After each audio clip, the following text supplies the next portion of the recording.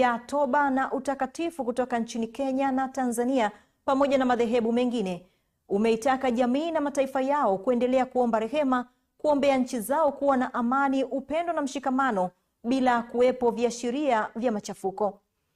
Akizungumza na vyombo vya habari, naibu askofu mkuu wa huduma hiyo nchini Tanzania, Patricia Kimonge, amesema kuwa watumishi wa Mungu kutoka nchi hizo mbili wameandaa kongamano maalum kwa ajili ya toba mbele za Mungu na kuliombea taifa, hususan kuelekea kipindi hiki cha uchaguzi.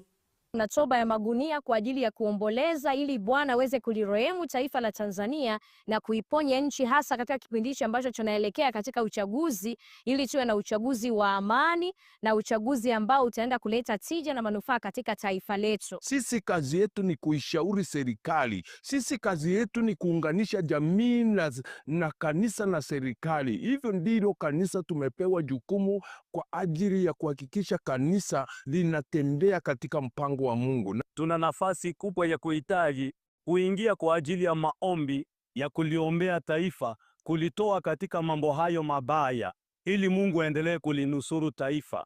Kuombea serikali yetu, kuombea viongozi wetu. Ni jukumu letu sisi kama maaskofu kusimama kwenye nafasi yetu. Nao Wakristo waliohudhuria kongamano hilo la siku 5 wamesema kuwa jukumu lao ni kuendelea kunyenyekea mbele za Mungu, kuomba toba kwa ajili ya uponyaji wa nchi, kusiweze kujitokeza machafuko.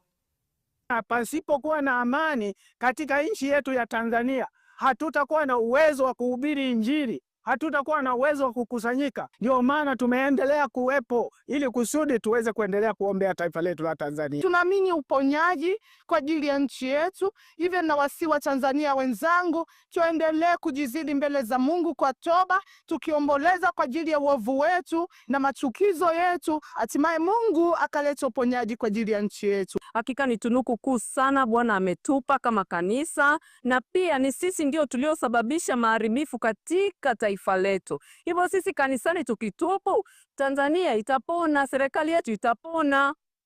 Hata hivyo, lengo kubwa la huduma hiyo ni kutembea kila mkoa kwa ajili ya maombi ya toba, ambapo wanatarajia kuelekea mkoani Mbeya baada ya Dodoma na Singida. Mtazamaji, ikiwa hizo ni habari za kitaifa.